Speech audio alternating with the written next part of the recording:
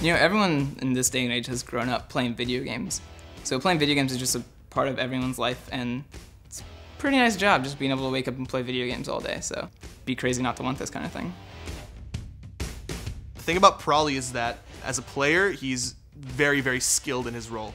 He's a really good mid laner. He will always go even, if not win his lane. And providing that pressure is what gives us like an edge over a lot of teams. Last year I was on an amateur team performing top 2 in the amateur scene at the time. I got picked up by compLexity to play mid lane for them. So I got to move to California, and it's been like 2 or 3 months out here, which is really nice.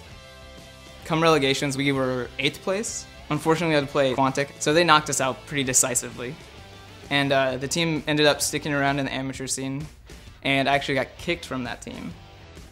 I was actually contacted by what is now compLexity.Black. I ended up trying out for the team, and they told me within a week, like, oh, if you want the spot, you got it. So I was like, outside the game, Pr0lly's a really goofy guy. He likes to joke around a lot. He used to play in a funk bass band. I've never seen him play, but generally from what I've heard, funk bass is one of the more complicated musical things to learn. Music is just the best way to like kind of end the day.